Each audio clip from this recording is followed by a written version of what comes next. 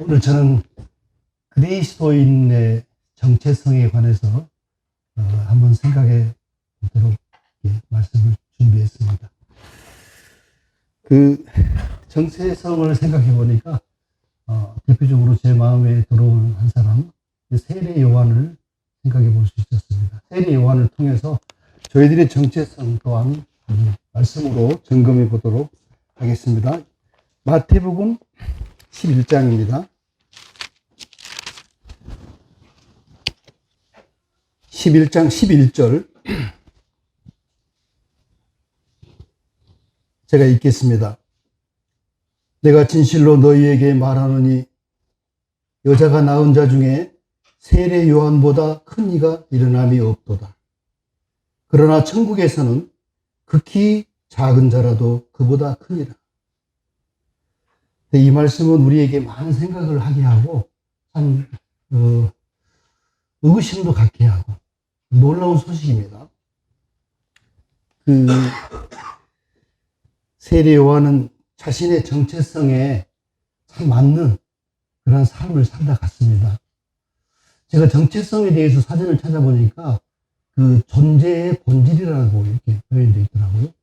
자신의 존재의 본질을 제대로 알면 사람이 사람답게 살 수가 있겠죠. 그것을 잃어버리고 그것을 몰랐을 때 돼지처럼 개처럼 살아갈 수밖에 없습니다. 돼지가 도살장으로 끌려갈 때 잘 말을 듣지 않으면 먹을 것을 계속 뿌려주면 그 먹을 것을 쫓아서 간다고 그러잖아요. 그처럼 사람의 욕심에 이끌려서 도살장으로 가는 사람들이 참 많죠. 멸망으로 가는 사람. 그리고 개처럼 헛된 것에 충성하며 사는 사람들도 있습니다. 저희들은 하나님의 그 마음을 가지고 하나님의 지식을 가졌기 때문에 이 세상을 다 내려다볼 수 있는 것 같아요. 저렇게 사는 것은 인간다운 삶이 아닌데, 저렇게 사는 것은 참 어리석은 삶인데, 저렇게 사는 것은 참 미련한 삶인데, 저렇게 사는 것은 참 위험한 삶인데, 이런 것들을 우리가 분별할 수 있다는 것이 얼마나 놀라운지 모릅니다. 여기서 여자가 낳은 자 중에 세례 요한보다 큰 이가 일어남이 없다.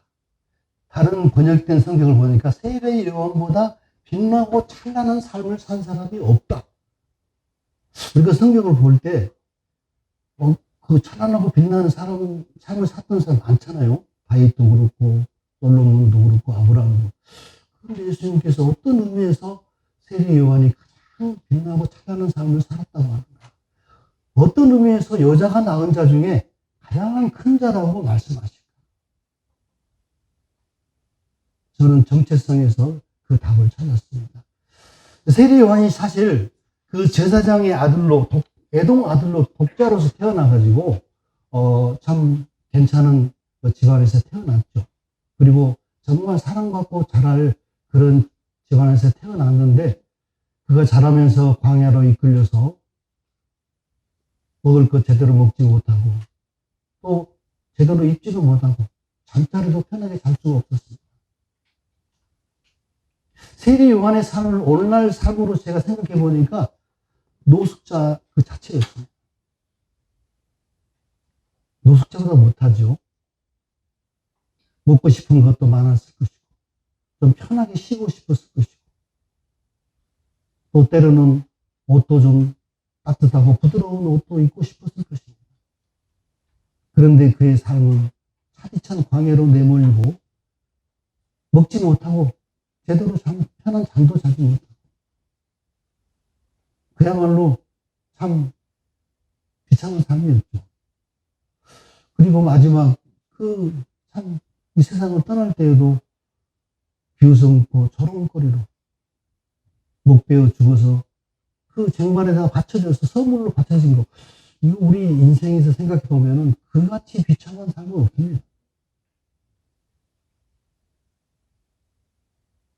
우리의 삶을 세례 요한처럼 비교해 본다면 얼마나 비참하게 될까요? 그러나 하나님께서 보실 때에는 그의 삶이 빛나고 찬란한 삶이었습니다. 여자가 낳은 자 중에 가장 큰 자였습니다.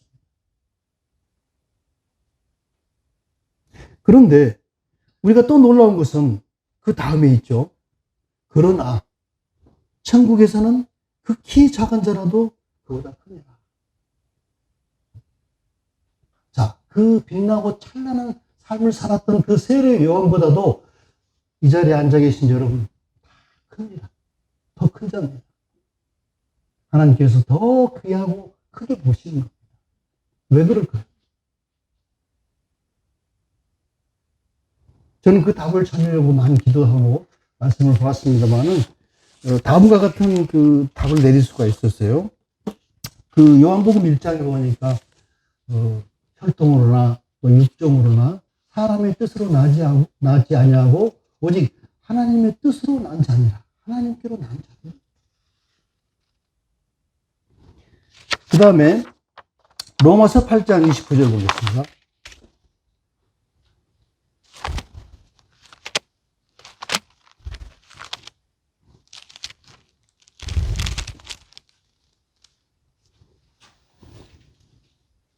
신약성경 250페이지가 되겠습니다. 8장 29절 하나님이 미리 아신 자들을 또한 그 아들의 형상을 본받게 하기 위하여 미리 정하셨으니 이는 그로 많은 형제 중에서 맏아들이 되게 하려 하심이니라. 하나님께서 미리 아신 자들을 정하시고 그 아들의 형상을 본받게 하기 위해서 우리를 구원해 주셨는데 이제 모든 우리들 중에 예수 그리스도가 맏아들이 되게 하려 하십니다. 맏아들이라는 것은 가장 큰 아들이잖아요. 그러면 우리는 다 예수님과 함께 하나님의 자녀가 된 것입니다. 그래서 왜 세례 요한보다 크냐? 한 가지 이유입니다. 세례 요한은 여자가 나왔고 우리는 하나님이 나왔습니다. 야고보서 1장 18절입니다. 그가 그 피조물 중에 우리로 한 첫 열매가 되게 하시려고 자기의 뜻을 따라 진리의 말씀으로 우리를 낳으셨느니라. 자, 여기서 보는 진리의 말씀으로 우리를 낳았다.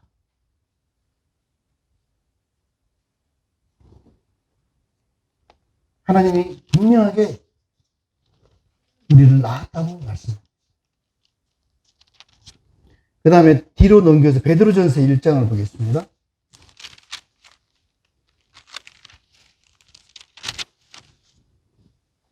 1장 23절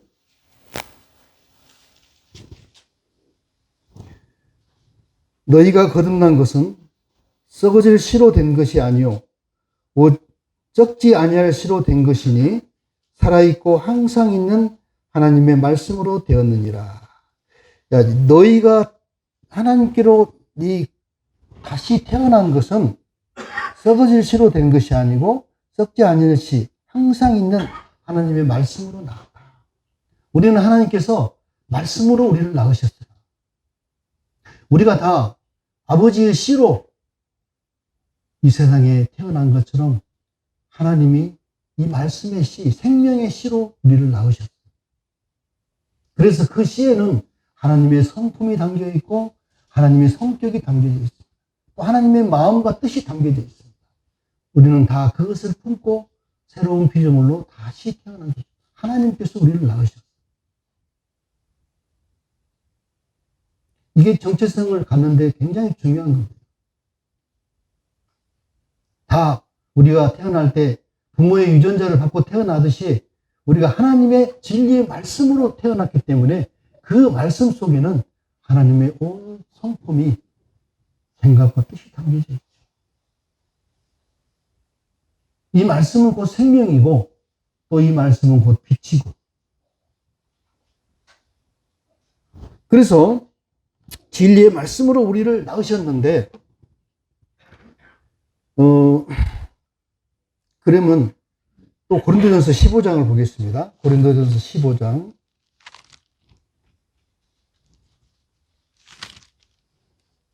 283페이지 15장 45절입니다.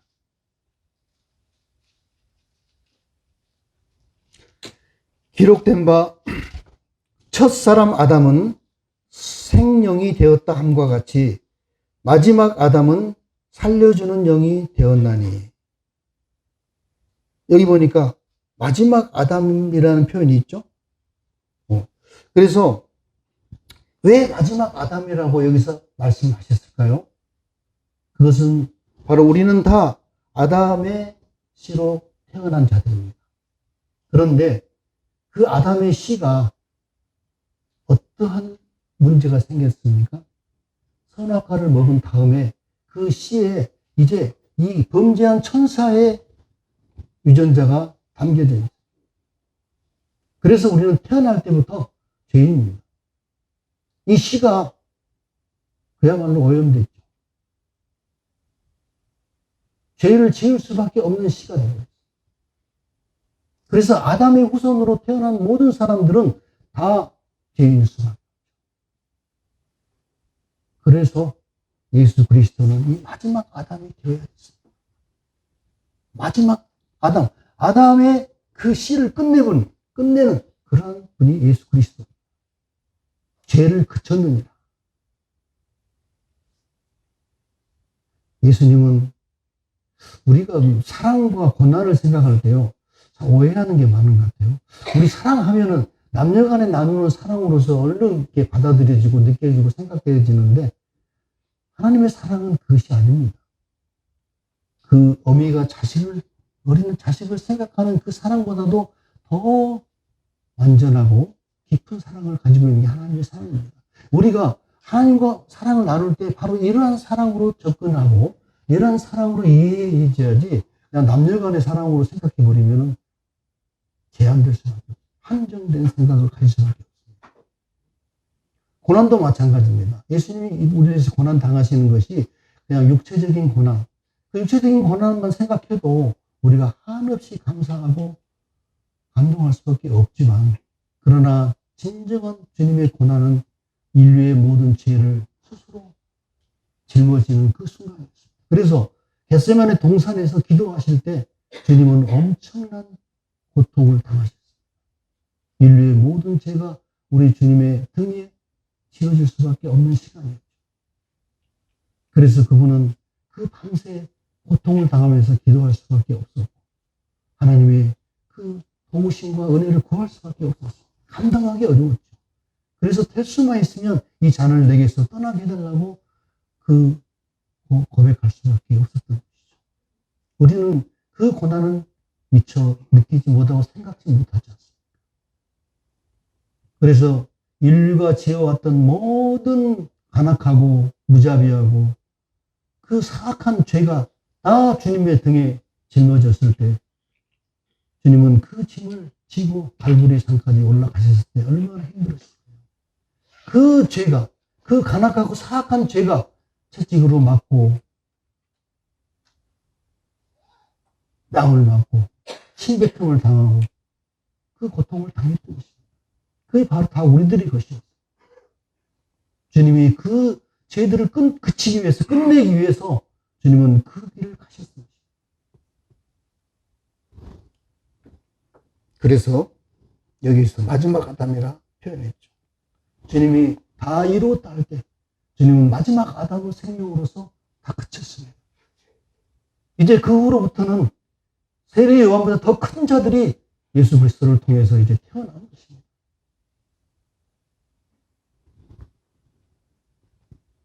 그래서 여기서 마지막 아담이라는 표현을 썼어요.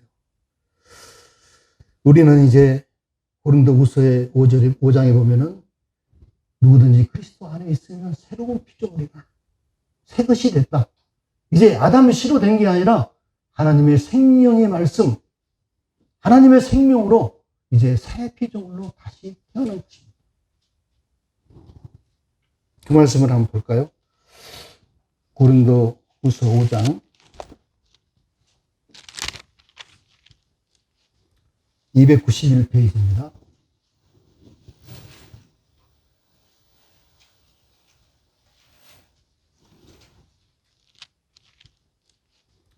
(291페이지입니다)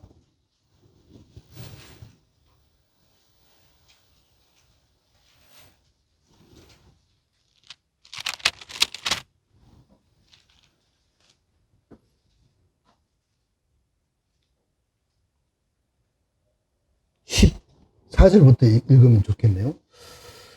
그리스도의 사랑이 우리를 강권하시는도다. 우리가 생각하건대 한 사람이 모든 사람을 대신하여 죽었은즉 모든 사람이 죽은 것이라.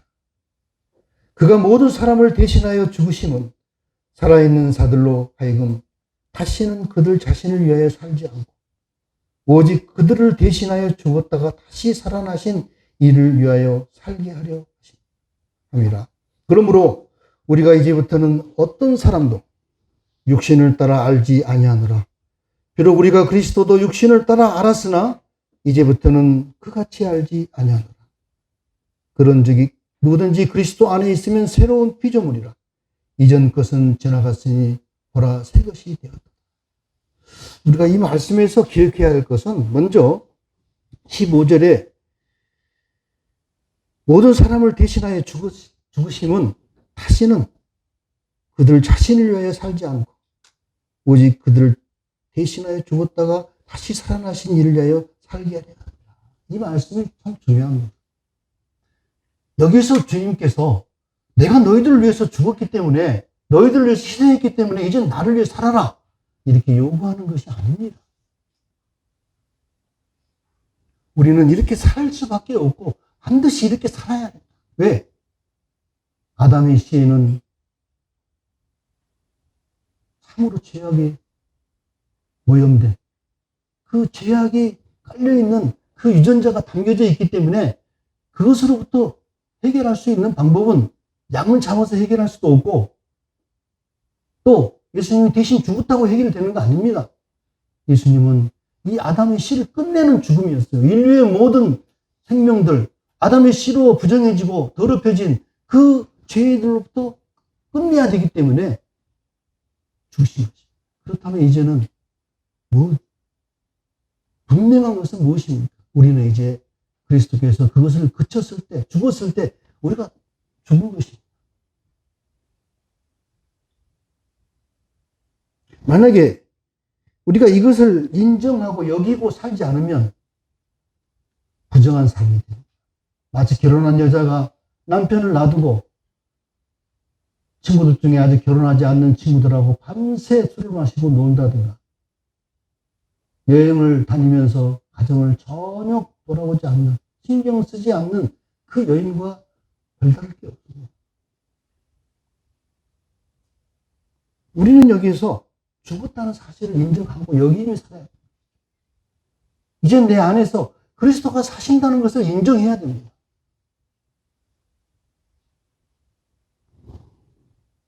그렇게 우리는 새로운 피조물로 다시 태어납니다.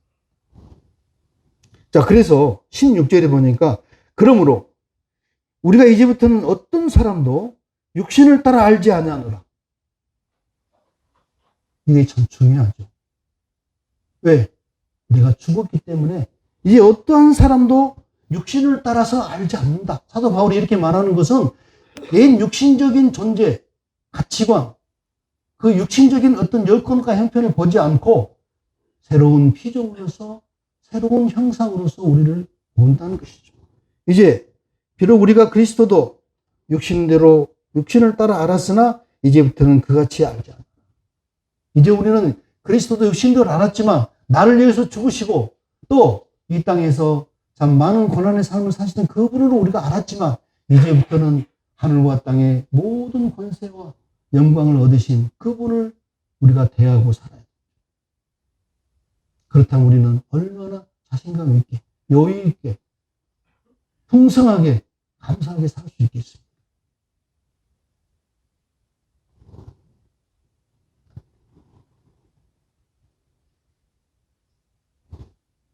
마태복음 한 구절 보겠습니다. 마태복음 12, 신약성경 19페이지.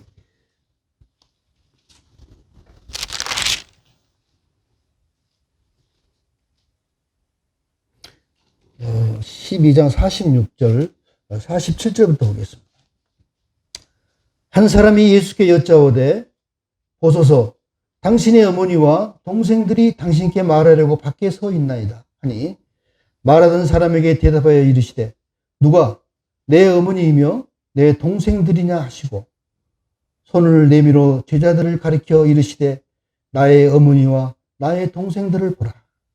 누구든지 하늘에 계신 내 아버지의 뜻대로 하는 자가 내 형제요 자매요 어머니이시라 하시더라. 참 여기 보면은 어머니하고 형제들이 들으면 참 서운한 얘기를 하고 있어요. 어떤 사람이 예수님의 어머니와 그 형제들이 오는 것을 보고 예수님한테 말했죠. 예수님, 어머니하고 형제들이 왔습니다. 그때 예수님께서는 누가 내 어머니고 내 형제겠냐? 제자들을 가리키면서 여기 하나님의 말씀대로 하나님의 뜻대로 행하는 자가 내 형제요 자매요 어머니다. 여기에서 예수님은 육신대로 우리를 보지 않고 새로운 피조물로서 보시는 그런 말씀을 주고 있습니다. 교회가 다 이렇게 새로운 피조물 된 우리를 보고 또 새롭게 하나님의 자녀로서의 이 삶을 살고 있는 우리들을 봐야지 그 사람이 얼마나 잘 살고 그 사람이 얼마나 좋은 직장을 가지고 있고 얼마나 참 잘생기고 못생기고 이런 것들을 보고 판단하면 안 되겠죠. 그래서 예수님께서 참 섭섭한 그 가족들에게는 듣기에 섭섭한 말씀을 지금 제자들에게 하고 계시는 겁니다. 또 예수님은 빌립에게 내가 아버지 안에 거하고 아버지께서 내 안에 거하는 것을 믿으라. 그리고 또 이어서 말씀하시기를 내가 아버지 안에 또 너희가 내 안에 거하고 내가 너희 안에 거하는 것을 알라. 이렇게 말씀합니다. 이것은 무엇입니까? 하나님과 예수 그리스도와 우리가 하나 된 것을 말씀하십니다. 우리가 로마서 8장에 본 것처럼 미리 정하시고 하나님이 계획하는 것이 바로 이겁니다. 우리를 하나님과 하나로 연합시키기 위해서 우리를 그토록 의롭고 거룩하고 영화로운 자로 만들어주십니다. 어떻게 하나님과 우리가 하나가 될 수 있겠어요? 첫째는 우리가 피조물이고 두 번째는 모든 피조물 중에 만물보다 가장 추하고 더럽혀진 그러한 자들인데 어떻게 하나님과 하나가 되겠어요? 우리 주님께서는 그 히브리서에 보니까 그 하나님이 우리를 보내신 예수님이 고난을 통하여 우리를 온전케 하심이 마땅하다 이렇게 말씀합니다. 마땅하죠. 우리를 어떻게 만드시기 위해서 우리를 그처럼 고귀하고 영화롭고 완전한 자로 만드시기 위해서는 그분이 고난을 통해서 우리를 구원하시는 것이 마땅한 것입니다. 하나님은 그렇게 생각하십니다. 적당히 우리가 지은 죄를 사함받고 천국 가는 걸로 끝내는 거 아니었어요. 우리는 선악과를 따먹고 하나님과 우리의 의지로, 우리의 노력으로, 우리의 힘으로 하나님과 비기려고 했지만 그렇게 무지한 죄를 범했지만 하나님께서는 예수 그리스도를 희생시키셨어요. 그처럼 모진 고난과 고난의 죽음을 통해서 우리를 하나님과 비기게 이렇게 은혜를 베푸셨어요. 부끄러워할 줄 알아야 돼요. 이것을 은혜로 여길 줄 알아야 됩니다. 이것을 하나님의 큰 사랑으로 우리가 받아들일 줄 알아야 됩니다. 그렇지 못한 삶은 참으로 배은망덕한 삶이죠. 자, 그리고 빌립에게 이렇게 말씀하시고 우리를 하나님께서 자녀로 삼아주시고 또 때로는 아브라함처럼 친구로 삼아주시고 또 우리를 마지막으로 정말 그 정결한 처녀로서 우리를 한 몸으로 맞이해준 그러한 분이십니다.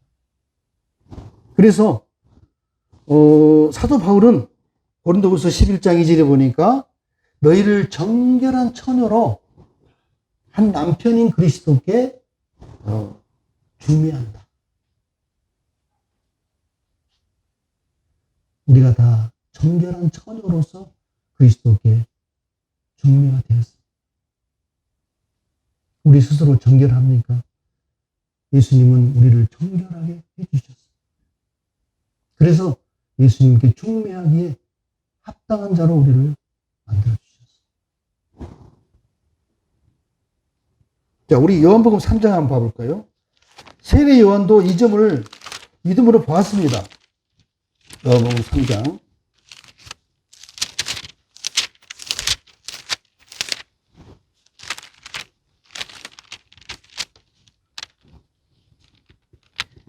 장 26절입니다.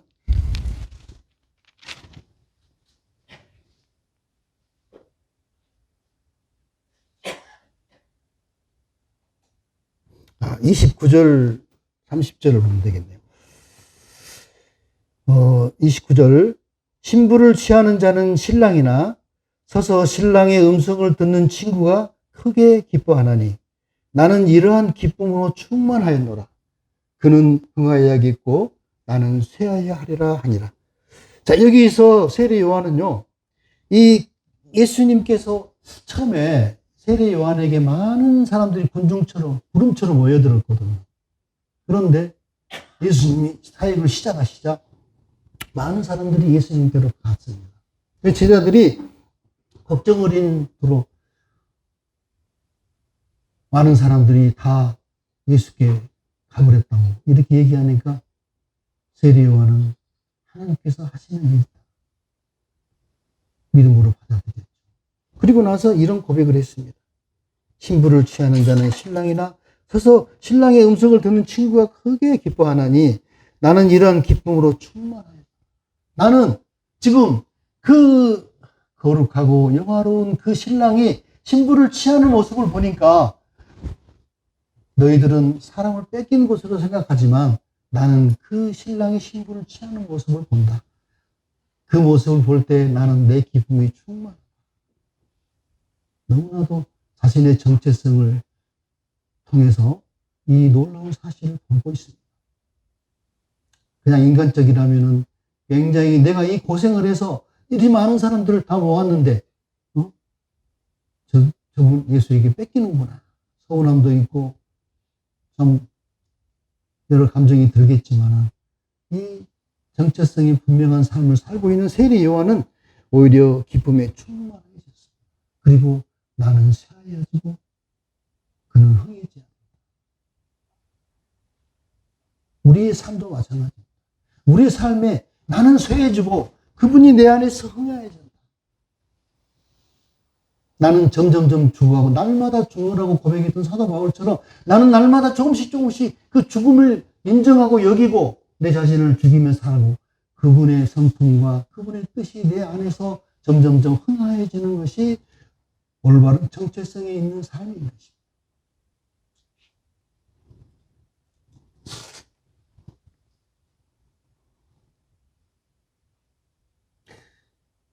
아브라함이 하나님께서 정하신 그 땅으로 가고 하나님의 뜻을 이루기 위해서 그는 본토와 친척과 아비집을 떠나야 했습니다. 여기에는 깊은 의미가 있죠. 신부가 신랑한테 시집을 가기 위해서는 그 본토, 친척, 아비집을 떠나죠. 그래서 신랑의 새로운 가족들과 신랑의 새로운 환경과 신랑의 새로운 그 생각과 뜻을 받들어서 살아가는 것입니다. 이것이 바로 순리입니다. 이것이 바로 정체성의 본질입니다. 우리 시편 45편을 볼까요?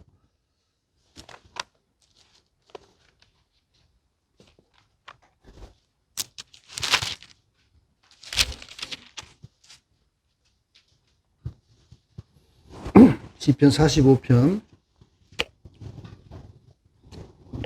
먼저 1절을 보면요. 내 마음이 좋은 말로 왕을 위하여 지은 것을 말하리.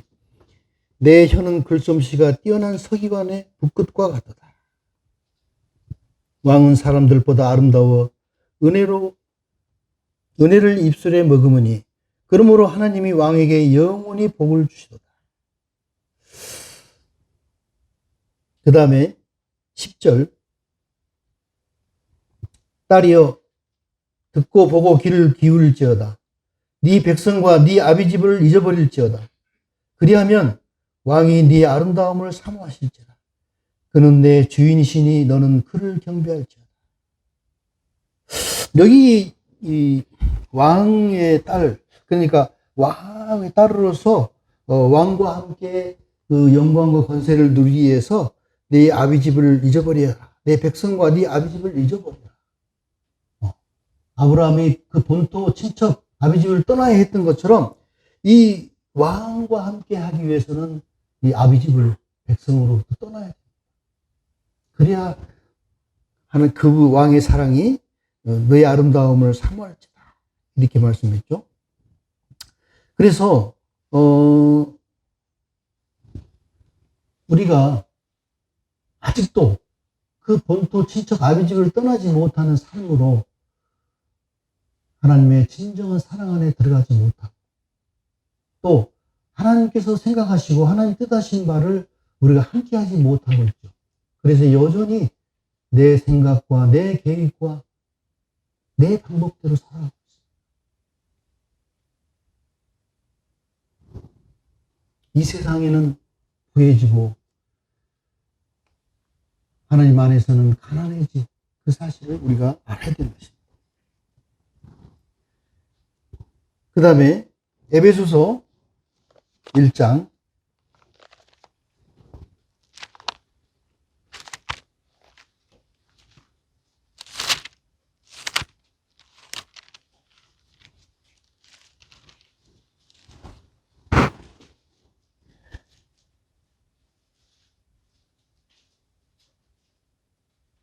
18절부터 읽겠습니다.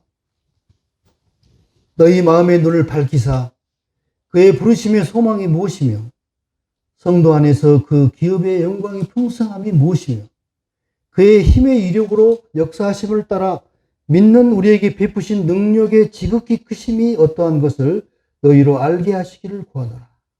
그의 능력이 그리스도 안에서 역사하사 죽은 자들 가운데서 다시 살리시고 하늘에서 자기의 오른편에 앉히사 모든 통치와 권세와 능력과 주관과 이 세상뿐 아니라 오는 세상에 일컫는 모든 이름 위에 뛰어나게 하시고 또 만물을 그의 발 아래 복종하게 하시고 그를 만물 위에 교회의 머리로 삼으셨느니라. 교회는 그의 몸이니 만물 안에서 만물을 충만하게 하시는 이에 충만합니다. 우리 주님께서 이제 십자가의 사역을 마치시고 어떠한 자리에 앉아 계시는가를 분명하게 말씀해 주고 있습니다. 만왕의 왕이시고 만주의 주. 지금 그 신천지에 이런 교파에서 한 200명 가까이 목사들이 신천지에 지금 가가지고 교육을 받고 있다는 얘기를 들었는데요. 많은 사람들이 거기에 끌려 유혹되고 있습니다. 신천지가 주장하는 게 뭐냐면 천년 왕국 때 14만 4천 명이 그야말로 하나님의 제사장들로서 영광과 보기를 누리고 특권을 누리는 그런 존재로 산다는 것을 강조합니다. 그래서 이 땅에서 100년 동안, 아니 100년도 못 되겠죠. 이 땅에 좀 잘 살아보려고, 권세를 얻으려고, 또 명예를 얻어보려고 얼마나 수단과 방법을 다 하고 있습니다. 그런데 100년이 아니고 1000년입니다. 그들은 이 1000년을 위해서 많은 것을 희생하고 투자하고 있습니다. 직장을 버리고 가족을 버리고. 여기에 이제 목사들 부터 읽읍시다. 그러므로 너희가 그리스도와 함께 다시 살리심을 받았으면 위의 것을 찾으라. 거기는 그리스도께서 하나님 우편에 앉아 계시느니라. 위의 것을 생각하고 땅의 것을 생각하지 말라. 이는 너희가 죽었고 너희 생명이 그리스도와 함께 하나님 안에 감추어졌습니다. 우리 생명이신 그리스도께서 나타나실 그때 너희도 그와 함께 영광 중에 나타나리라. 사도 바울은 우리에게 분명하고 단호하게 얘기하고 있습니다. 너희가 그리스도와 함께 다시 살리심을 받았으면 이제 하늘의 소망을 두고 살아야 한다. 너에게 주어진 생명은 이 땅의 생명이 아니라 하늘의 생명이다. 그래서 너에게 필요한 것은 하늘의 것이다. 땅의 것은 잠깐 잡았다가 놓고 갈 것뿐이다. 어떤 분이 이런 얘기를 했어요. 우리가 다 태어날 때 빈손으로 왔고 또 빈손으로 돌아갈 수밖에 없는 존재이다. 그렇기 때문에 이 땅에서 얻어진 그 가장 작은 것도 다 덤으로 얻은 것이다. 그래서 마음을 비우고 만족하고 감사하게 살 줄 알아야 돼. 참 맞는 말인 것 같아요. 세례 요한은 빈손으로 왔다가 정말 빈손으로 살다가 빈손으로 갔습니다. 그래도 그는 기쁨이 충만했어요. 무엇 때문에 충만했는가요? 신랑이 신부를 취하는 그 모습에 자기는 그 일을 위해서 왔기 때문에 그것에 만족하고 살았습니다. 그러면 우리의 이 땅에서 삶의 의미와 목적은 무엇일까요? 우리도 세례 요한처럼 동일하게 그리스도의 길을 평탄케 해야 됩니다. 우리의 빛된 삶이 사람들의 마음을 녹이고 또 마음을 준비시켜서 그리스도께서 그가 찾아갔을 때 바로 받아들일 수 있는 그러한 일을 우리가 감당하고 있습니다. 우리의 말과 우리의 행동들이 다 그처럼 그리스도의 그 복음이 가야 될 그 길을 평탄케 하고 있습니다. 그런데 우리가 재물을 모으고 미래를 계획하기에 아주 온 마음과 생각을 다 또 작은 일에 흥분하고 걱정하고 염려하고 두려워하고 우울해하고 이거는 그리스도인의 사치입니다. 우리는 그럴 틈이 없어요. 참 그리스도인들이 이렇게 염려, 근심, 걱정에 빠져있고 우울해한다는 건 참 안 어울리지 않아요.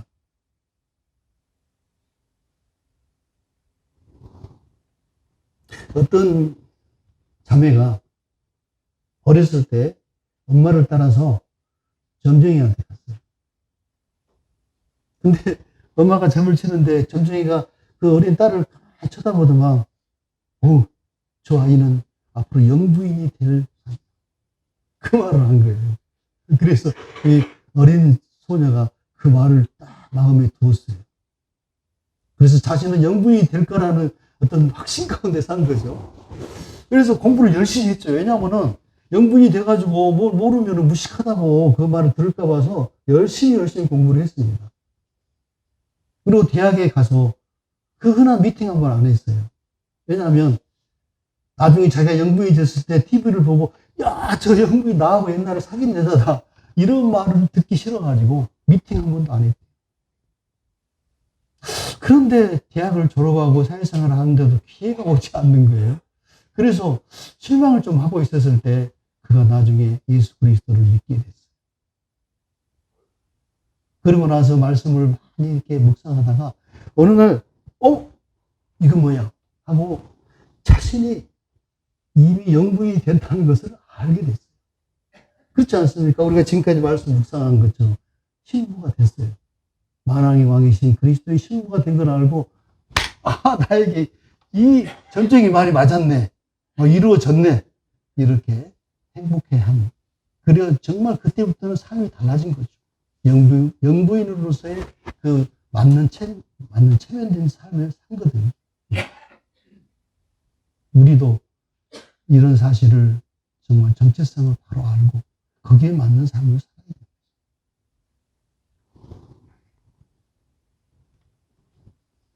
그래서 우리는 이 땅에서 나그네와 행인처럼 잠시 광야를 지나고 있습니다.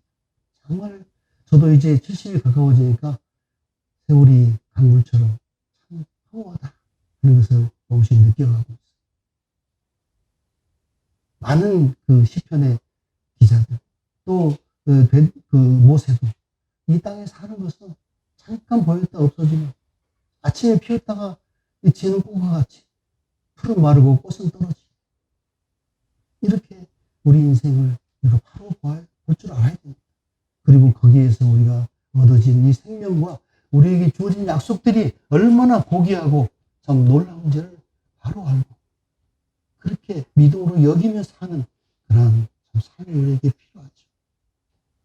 오늘 이 말씀을 받는 저희들이 다 함께 그와 같은 그 정체성을 새롭게 하는 그러한 신앙으로 새로운 삶이 변화를